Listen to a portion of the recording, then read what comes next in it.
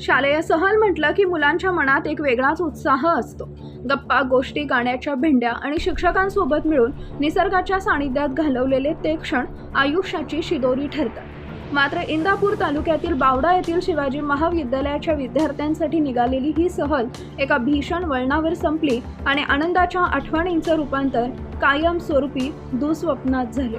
कोकणातील गणपतीपुळे इथं सहलीला गेलेले हे 40 विद्यार्थी आणि त्यांना सोबत करणारे 4 शिक्षक अत्यंत आनंदाने आपला परतीचा प्रवास करत होते. रात्रीचा काळोख होता. बस सुसाट वेगानं सोलापूरच्या दिशेनं धावत होती. थकल्यामुळं बसमधील सर्व विद्यार्थी आणि शिक्षक गाढ झोपेत होते. गाडीचा वेग आणि रात्रीची शांतता या प्रवासात सगळं काही अलबेल वाटत होतं, पण नियतीला काहीतरी वेगळंच मान्य होतं. माळशिरस तालुक्यातील पाटील वस्ती नजीकच्या अवघड आणि नागमोडी वळणावर मृत्यू दबा धरून बसला होता.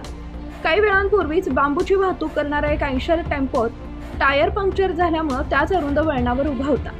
टेम्पो चालकानं योग्य ती दक्षता न घेता, म्हणजे गाडीच्या मागे कोणत्याही प्रकारचा इशारा किंवा त्रिकोण न ठेवता तो टेम्पो वळणाच्या मध्यभागी उभा ठेवला होता. पहाटेची वेळ असल्यानं धुक्याची चादर आणि कमी प्रकाशामुळे या उभ्या टेम्पोचा अंदाज येणं समोरून येणाऱ्या वाहन चालकांना अशक्य होते. पहाटेच्या वेळी एसटी बस त्या वळणावर आली तेव्हा चालकाला अचानक समोर बांबूचा टेम्पो दिसला. अतिवेग आणि वळणाचा रस्ता यामुळे चालकाचा ताबा सुटला.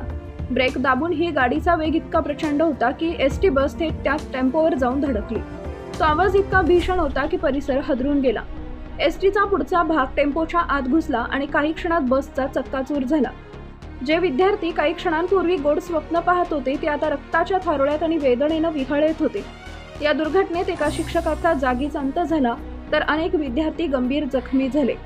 स्थानिक नागरिक आणि इतर वाहन चालकांनी दाखवलेल्या तत्परतेमुळे अनेक मुलांना वेळीच बाहेर काढून रुग्णालयात हलवण्यात आले.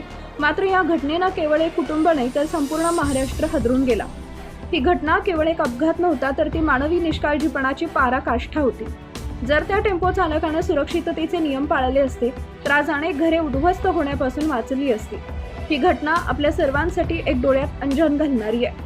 शैक्षणिक सहलीसाठी रात्रीचा प्रवास टाळणं, चालकाची शारीरिक व मानसिक स्थिती तपासणे आणि एखाद्या रस्त्यावर वाहन बंद पडल्यास सुरक्षिततेचे सर्व निकष पाळणं ही आता काळाची गरज झाली आहे. अपघातानंतर ही पहिली काही मिनिटंही जीवन मृत्यूच्या सीमेवर असतात. त्यामुळे नागरिकांनी अपघातग्रस्तांना मदत करण्यासाठी पुढे येणं गरजेचं आहे. या हृदयद्रावक घटनेनं सुरक्षित प्रवासाचा प्रश्न पुन्हा एकदा ऐरणीवर आणला असून अशा चुका भविष्यात घडू नयेत, हीच त्या मृत शिक्षकास आणि जखमी विद्यार्थ्यांना खरी श्रद्धांजली ठरेल.